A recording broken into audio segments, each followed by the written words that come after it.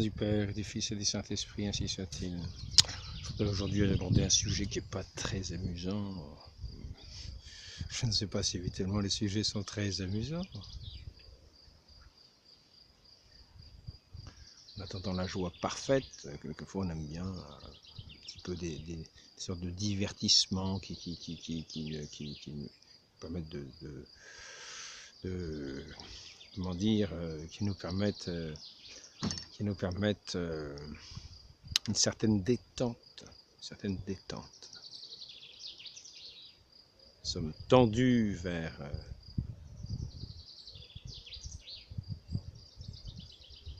celui qui est notre but, le but de notre vie. Et de temps en temps, il faut se détendre. Oui. Alors là, je vais arriver dans un sujet qui n'est pas tellement pour nous détendre, mais c'est un sujet qu'il faut néanmoins de temps en temps aborder. Je voudrais râler un petit peu. Donc, râler à juste titre, en faisant profiter ceux pour qui je vais râler. C'est-à-dire ceux qui devraient nous édifier, quelquefois ont tendance à nous faire râler. Alors par exemple, hier,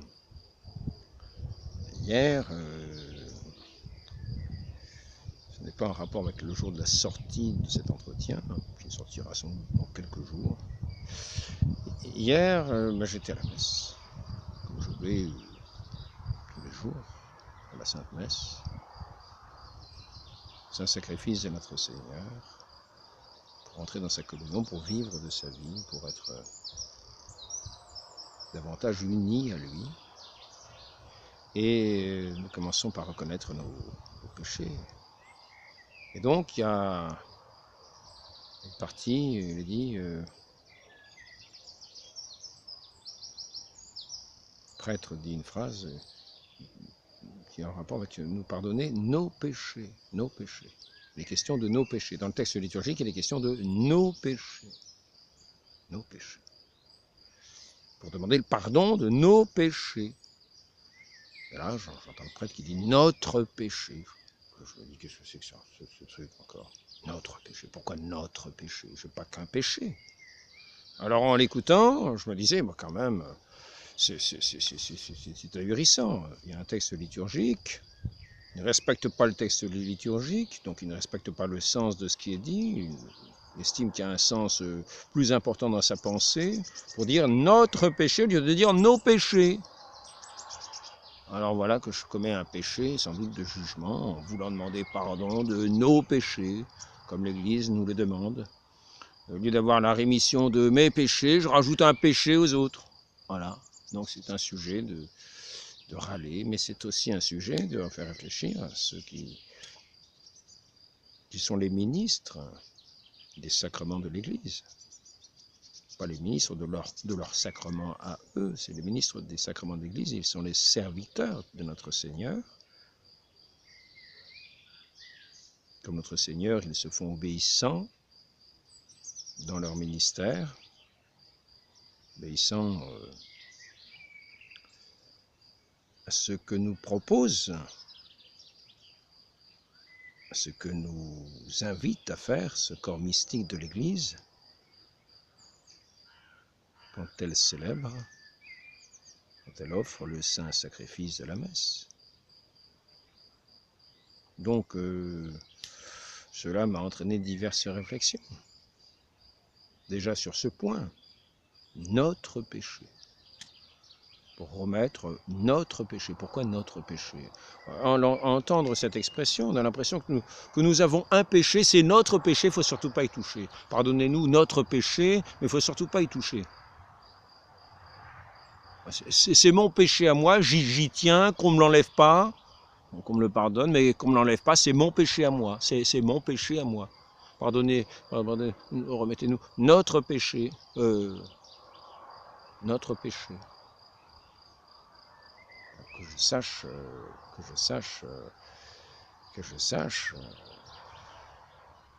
pour ma part, je n'ai pas qu'un péché. Même si le grand péché, c'est de ne pas aimer le bon Dieu. Un deuxième grand péché, c'est de le rejeter dans sa parole, c'est-à-dire de rejeter la foi. Je crois que c'est encore un péché différent. Ne pas l'aimer, c'est un manque d'amour. Et ne pas accepter sa parole, c'est le rejeter dans la foi. Ce sont deux choses différentes, me semble-t-il. Pour l'aimer, il faut d'abord accepter sa parole. L'accepter, le recevoir dans la foi. À ce moment-là, notre amour est plus ou moins ardent jusqu'à être un amour languissant, un amour tiède, tel que notre Seigneur le vomit.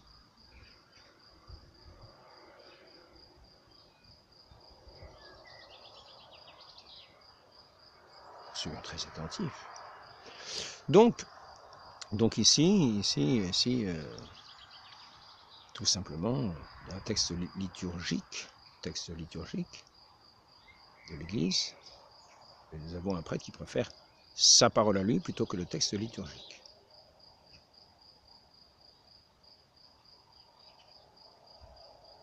Donc les mots ont un sens. Donc cela peut nous faire arriver à penser que le mot liturgique utilisé, que l'Église fait dire par les prêtres dans ces formules écrites, n'ont pas le même sens, que ces mots n'ont pas le même sens que celui que va dire ce prêtre, car s'ils avaient le même sens, indifféremment, il dirait aussi bien ces mots que propose de mettre dans la bouche des prêtres l'Église, ou les mots que ce prêtre voudrait dire.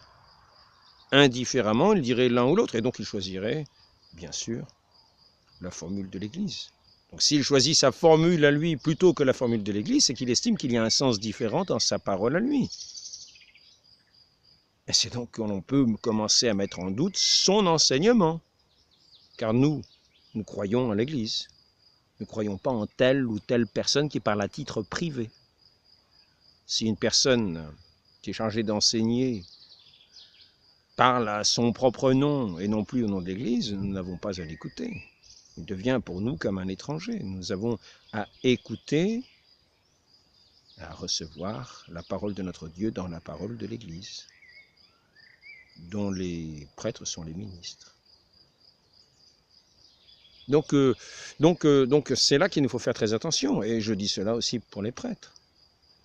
Ils ont peut-être toute liberté pour inventer des textes liturgiques à leur sauce, à leur manière. Comment se fait-il qu'ils n'acceptent pas ce que l'Église propose et qu'ils utilisent d'autres manières de parler? Car j'ai dû vérifier, je me suis dit, est-ce bien écrit tel qu'il me semble, ou est-ce que moi-même je me trompe? Donc au lieu d'être en demandant pardon, je suis pécheur, pardon, remettez-nous nos péchés, c'est mes seigneurs, eh ben, je suis en train de réfléchir, il faudra que je regarde dans le texte liturgique, voir si c'est bien, remettez-nous notre péché ou nos péchés. Je vais mettre une pause, je vais dire exactement l'expression qui est mise, parce que je l'ai recopié le stylo. Donc je ne vais pas chercher pendant une heure, je ne vais pas retrouver le petit bout de papier, mais peu importe. Donc cela entraîne des réflexions. C'est-à-dire que si un ministre de l'Église commence à utiliser ses formules à lui plutôt que celles de l'Église, c'est que peut-être il n'a pas la pensée de l'Église. Parce que ces formules de l'Église, en un sens précis, expriment une foi, expriment aussi la foi de l'Église. Donc si un ministre de l'Église préfère ces formules parce qu'elle pense qu'elles sont plus justes, nous sommes là bien embêtés. Parce qu'à ce moment-là, nous sommes avec quelqu'un qui parle à titre privé, qui a une pensée particulière qui n'est pas celle nécessairement de l'Église. Nous pouvons commencer à nous poser des questions sur la foi exprimée par ce ministre de l'Église qui devient ministre d'une certaine manière de lui-même. C'est ainsi que nous voyons quelquefois le serpent Nous voyons le serpent quelquefois, nous ne voyons pas le serpent en entier, nous ne voyons que la queue du serpent, mais quand nous voyons la queue du serpent, nous nous doutons qu'il y a peut-être un serpent derrière. Donc ce sont des petits détails, mais qui peuvent dire beaucoup de choses. Et qui peuvent surtout interroger celui qui l'entend, jusqu'à lui amener des doutes sur ce ministre. Donc, pour ma part, je propose aux ministres de l'Église d'utiliser les textes de l'Église sans leur préférer leur formule à eux qui veut formuler une pensée qui ne serait pas celle qui correspondrait au texte de l'Église, c'est-à-dire celle qui exprime la foi de l'Église. Je veux dire notre péché, mon péché. Pourquoi mon péché au singulier?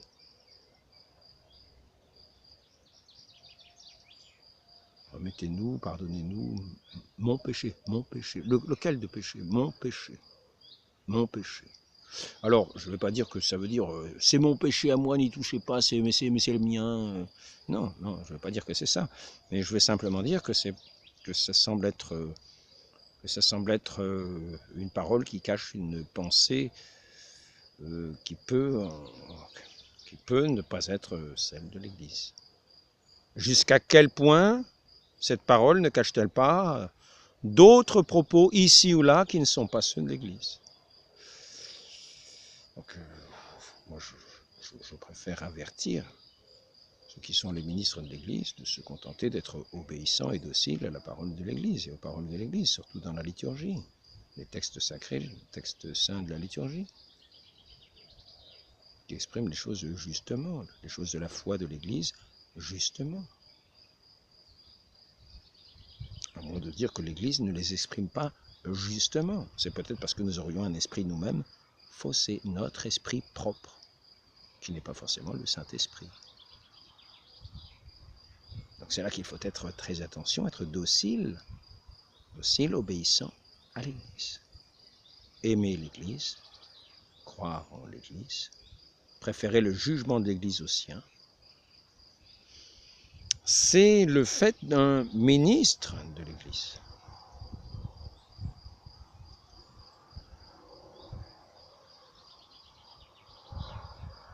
Nous pourrions aller plus loin, car souvent, nous voyons que des passages de catéchisme sont comme édulcorés, sont comme esquivés. Nous n'entendons pas souvent parler de ces passages du catéchisme et quelquefois, nous voyons qu'ils sont comme contredits. Donc, faisons très attention. Je m'adresse plus particulièrement ici aux ministres de l'Église. Je ne vais pas faire de leçon, mais pour notre part, pour ma part, quand j'entends qu'un ministre n'est pas fidèle au texte que l'Église propose, cela peut m'entraîner un doute et cela aussi m'empêche de prier tel que la démarche demanderait de le faire, en particulier quand c'est cette démarche de pénitence. Si c'est pour me faire rajouter un péché en me faisant dire qu'est-ce que c'est que cette aberration, notre péché, mon péché, comme si j'en avais qu'un, comme si j'avais qu'un péché. Et en même temps, cette interrogation, pourquoi ce prêtre-là utilise sa formule particulière plutôt que celle que l'Église propose? C'est une question pose interrogation, car ces ministres ont des responsabilités vis-à-vis des fidèles.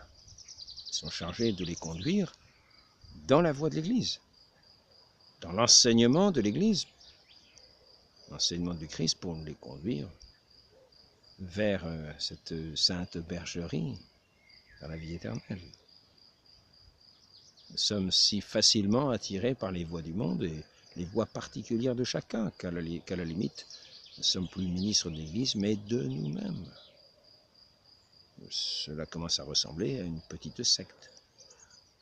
Voilà, c'était simplement une petite réflexion que m'entraînaient ces petites déviations qu'on peut entendre, ce qui semble être des détails et des riens qui ne sont pas sans importance, qui peuvent être un révélateur de choses plus graves. Donc, nous avons tous à être dociles, à être à l'écoute, non pas simplement à écraser, à changer, à avoir raison par-dessus, non, à être à l'écoute de cette parole que notre Dieu nous adresse à travers ses ministres, à travers son Église. Voilà, des ministres de l'Église. Prions pour tous ces prêtres qui ont cette charge de s'oublier eux-mêmes afin de transmettre celui qui est la vie, d'offrir ce saint sacrifice de notre Seigneur, pas simplement leur offrande à eux, saint sacrifice de notre Seigneur.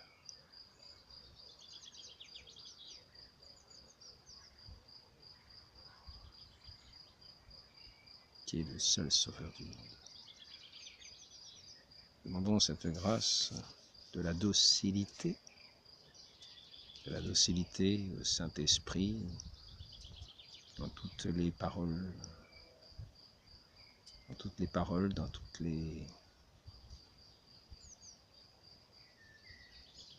les prières liturgiques que l'Église nous donne pour les faire nôtres, pour les mettre sur nos lèvres, afin d'exprimer parfaitement cette foi d'Église,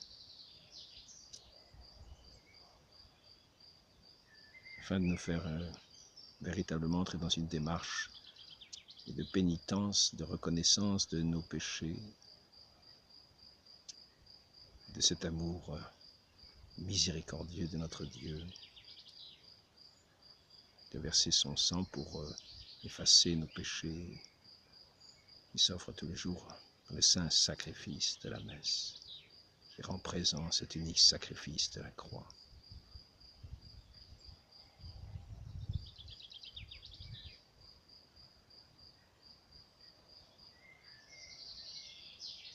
Afin d'être notre vie, afin que nous puissions nous nourrir de sa parole. Dans un cœur humble, docile. Demandons cela à la très sainte Vierge Marie, qui est le modèle de la docilité, la servante du Seigneur. Demandons cela pour tous les ministres de l'Église, tous les prêtres, tous ces prêtres qui ont donné leur vie pour être les pasteurs des brebis. Ils sont chargés de veiller aux loups, que les loups n'entrent pas dans les bergeries, pour veiller à ce que ces brebis soient bien nourries,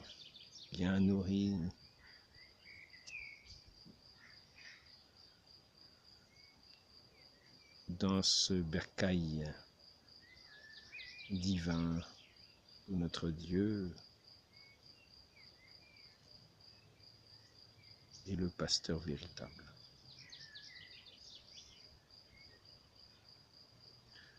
Ainsi soit-il. Au nom du Père, du Fils et du Saint-Esprit. Amen.